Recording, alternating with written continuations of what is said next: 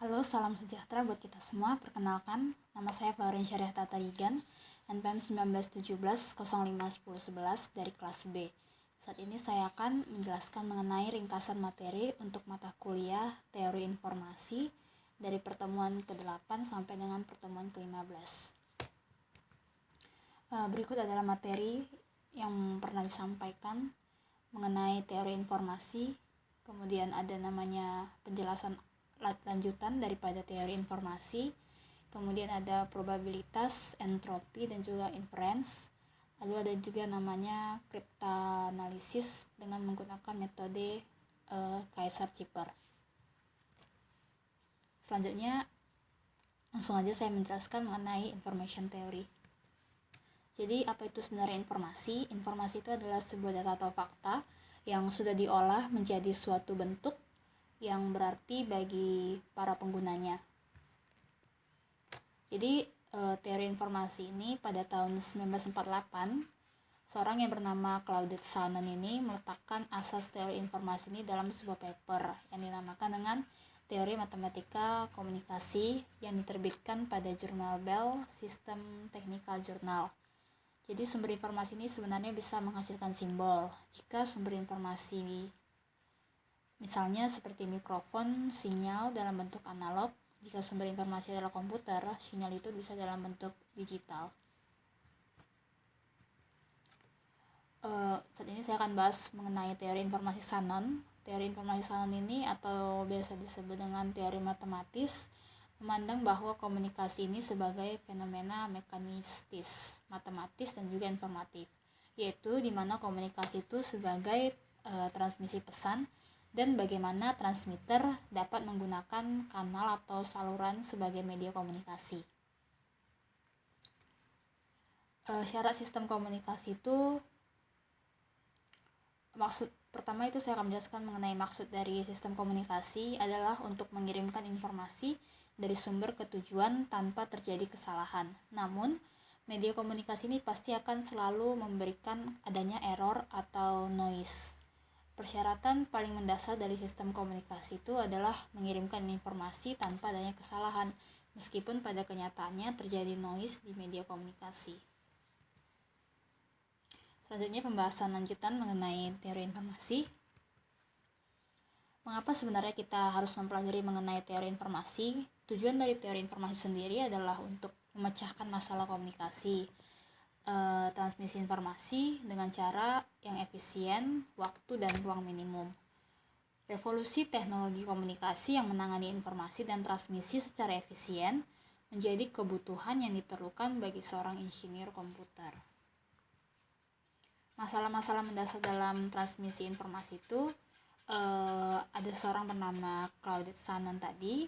Dia mengatakan bahwa cara membangun komunikasi yang handal melalui saluran yang tidak dapat diandalkan. Sasarannya gitu itu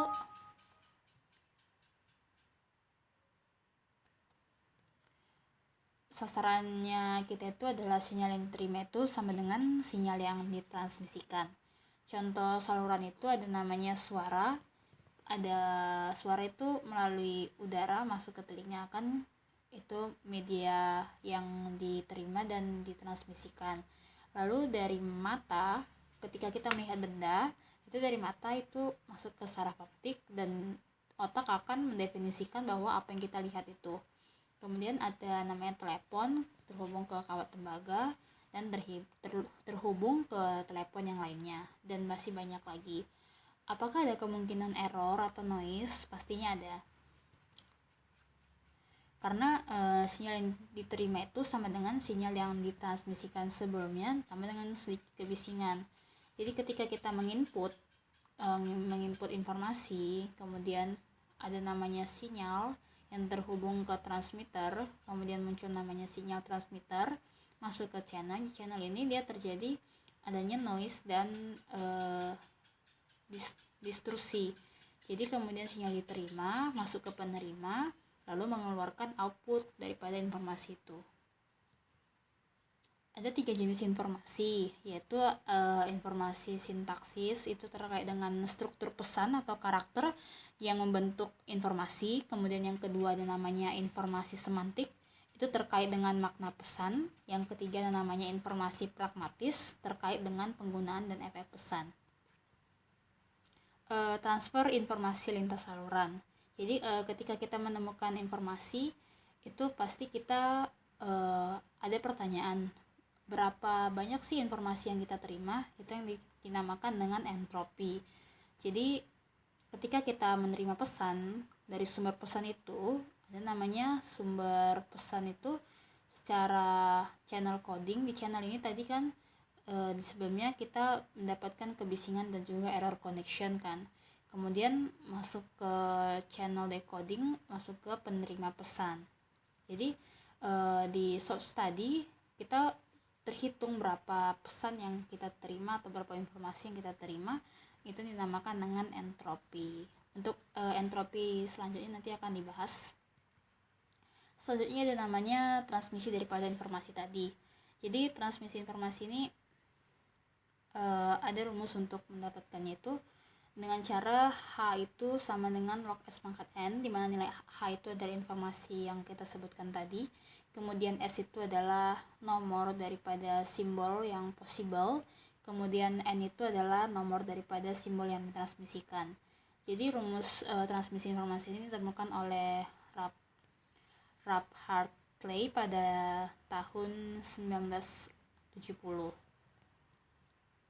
Selanjutnya ada namanya teori matematikal dan komunikasi. Itu ditemukan oleh Claude Shannon dengan rumus Hx atau H ini dilambangkan dengan entropi informasi sama dengan minus sigma dari dia I sama dengan 1 sampai dengan N, di mana nilai P itu adalah probabilitas, PXI log P basis B, di mana nilai P itu adalah probabilitas tadi, dan XI itu adalah discrete random variabelnya. Selanjutnya ini tadi penjelasan lanjutan, kita bahas mengenai probability, entropi, dan juga inference. Jadi apa sih sebenarnya probabilitas itu atau probability itu? Probabilitas itu adalah suatu nilai yang digunakan untuk mengukur tingkat terjadinya suatu kejadian yang acak. Jadi kata probabilitas itu sendiri sering disebut dengan peluang atau kemungkinan. Terus probabilitas ini secara umum merupakan peluang bahwa sesuatu itu akan terjadi. Probabilitas ini bisa dinyatakan dengan bilangan desimal seperti 0,5, 0,2, atau 0,89, atau bilangan pecahan seperti 5/100, kemudian 20/100, atau dengan 75/100. Nilai dari probabilitas ini berkisar antara 0 sampai dengan 1. Jadi minimum itu 0, itu artinya tidak mungkin. Kemudian ketika nilainya itu adalah 1, bahwa besar kejadian tersebut akan terjadi. Besar kemungkinan kejadian tersebut akan terjadi.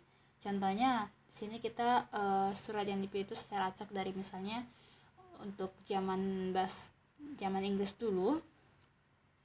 Ini misalnya ketika dia huruf A itu muncul peluang huruf A itu muncul dari dokumen itu sebanyak 0,05, kemudian huruf B itu muncul sebanyak 0,012, begitu seterusnya. Untuk yang lambang ini artinya spasi ya. Jadi ada rumus di mana kita bisa menentukan berapa sih peluang munculnya bilangan vokal itu. Ada A, E, I, O, U, kemudian kita tengok yang A itu kan 0,057, berarti kita buatkan menjadi 0,06. E itu kan nilainya 0,0913, kita bulatkan 2 desimal di belakang koma, berarti nilainya menjadi 0,09. Segitu seterusnya kita jumlahkan sehingga nanti peluang munculnya bilangan vokal itu A, E, I, O, U itu sebanyak 0,31. Baiklah, selanjutnya mengenai dasar-dasar probabilitas. Jadi dasar-dasar probabilitas itu kita pertama mengenai simbol probabilitas itu sendiri, yang artinya bahwa simbolnya itu misalnya ada peristiwa A, berarti kita simbolkan dia dengan PA. Lalu ada aturan juga yang digunakan dalam probabilitas, ada namanya aturan penjumlahan untuk peristiwa yang terpisah satu sama lain. Itu misalnya ada peristiwa A dan atau B gitu ya, berarti rumusnya itu PA ditambah PB. Kemudian aturan penjumlahan untuk peristiwa yang terpisah satu sama lain atau non mutually exclusive, berarti itu rumusnya PA ditambah PB dikurang PA dan B. Kemudian ada yang ketiga itu aturan perkalian, di mana nilai peluangnya itu peluang A dan B, berarti rumusnya itu PA dikali PB. Jadi misalnya di sini ada soal kan, ini data pengalaman tukang las dalam suatu pabrik. Misalnya tahun pengalamannya itu ada 0 sampai 2 tahun, kemudian 3 sampai 5, 6 sampai 8 sampai dia lebih dari 8. Jumlah tukang las itu ada 5, 10, 15, 20. Lalu probabilitas untuk tahun pengalaman 0 sampai 2 tahun itu dengan jumlah 5 orang itu berarti probabilitasnya itu 5/50 per jumlahnya ini kan. Begitu seterusnya sampai dia tahun pengalamannya itu lebih dari 8.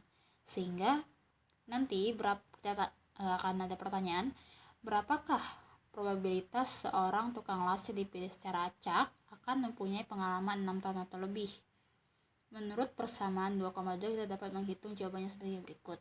Jadi kalau dia 6 sampai 6 lebih kan itu berarti ada dua kemungkinan, ada 6 sampai 8 tahun dan juga dia lebih dari 8 tahun. Berarti kita jumlahkan 6 sampai 8 tahun itu berapa? 0,3 ditambah dengan 0,4. Hasilnya menjadi 0,7. Selanjutnya adalah penjelasan mengenai entropi. Entropi ini merupakan ukuran yang menyatakan jumlah informasi di dalam pesan itu biasanya dinyatakan dalam satuan bit. Terus entropi ini digunakan untuk memperkirakan jumlah bit rata-rata untuk mengkodekan elemen dari pesan. Contohnya ada entropi untuk pesan yang menyatakan jenis kelamin, ada entropi untuk menyatakan pesan nama hari, seperti itu. Dalam pesanan itu juga merumuskan adanya entropi pesan itu disimbolkan dengan H. Sebelumnya udah pernah dibahas, yang dihitung dengan persamaan X itu sama dengan pesan, dan N itu adalah jumlah simbol yang berbeda di dalam pesan, dan PI atau PXI peluang kemunculannya simbol.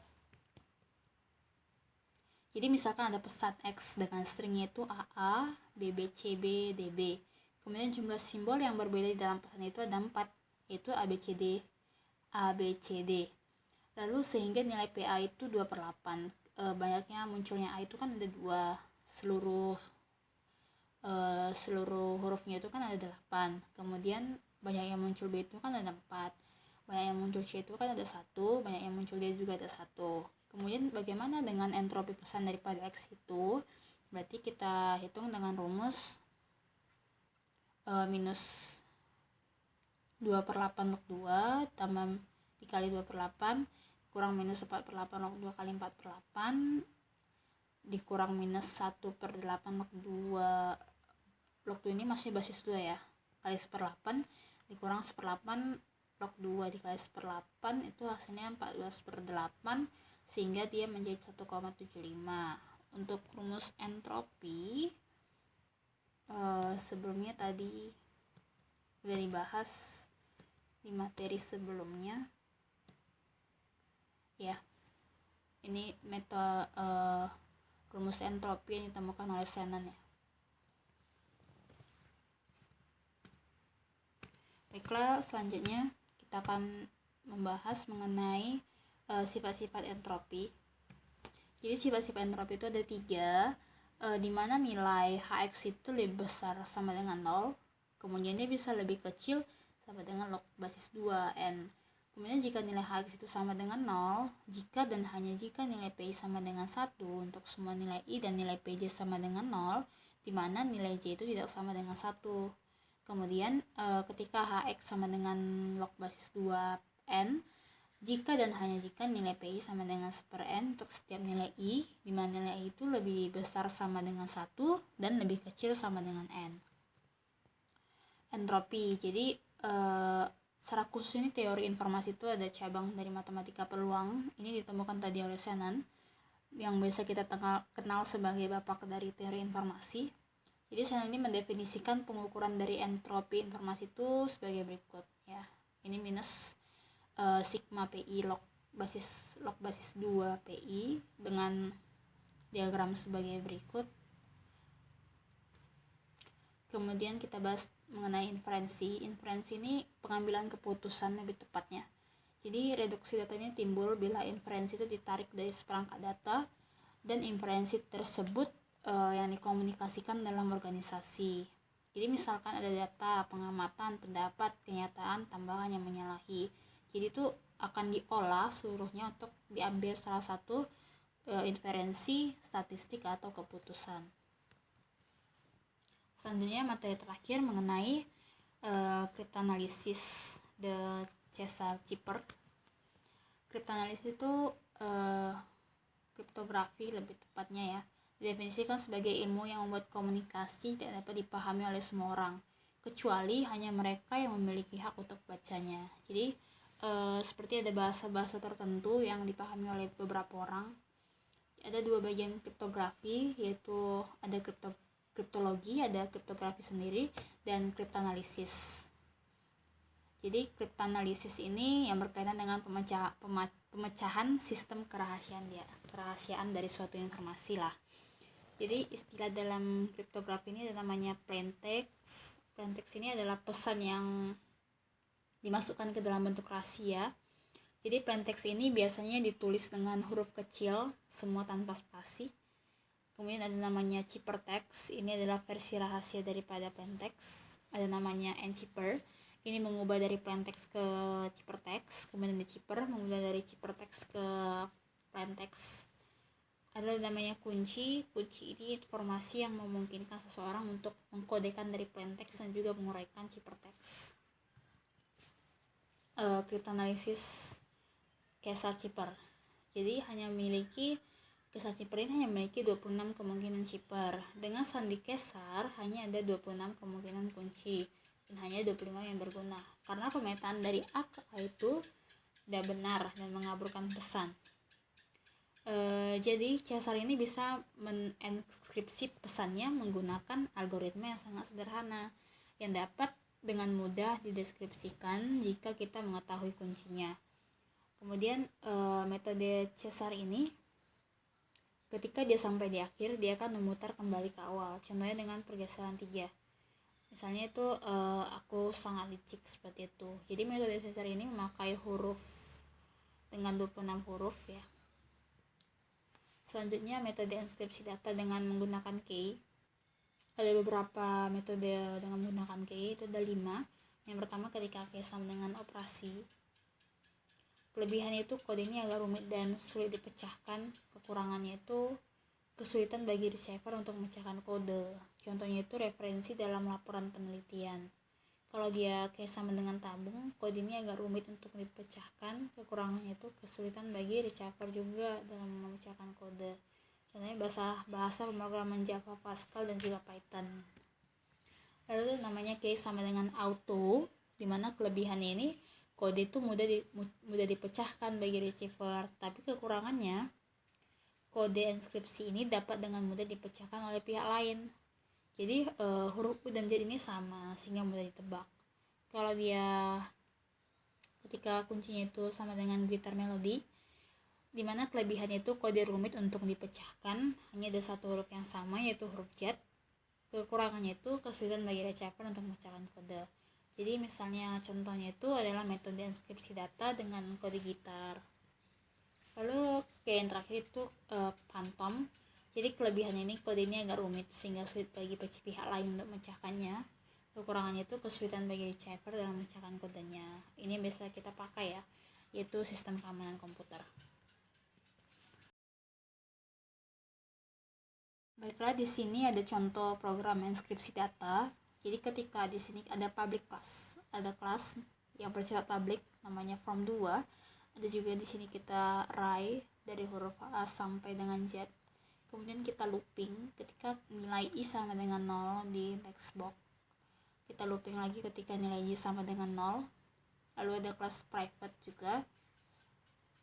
Jadi outputnya itu ada namanya plain text. Tadi kan sebelumnya plain text itu kan kode berupa kode rahasianya kan, yang akan dibuat ke ciphertext. Lalu kita enskripsikan plain text ini, maka dia menghasilkan kode rahasia dalam bentuk ciphertext. Kemudian ketika kita deskripsi, kita mengubahnya kembali menjadi plain text seperti itu. Sekianlah hasil presentasi saya mengenai materi dari pertemuan ke-8 sampai 15 untuk mata kuliah Teori Informasi. Apabila ada salah kata dalam pengucapan, saya mohon maaf. Sekian dan terima kasih.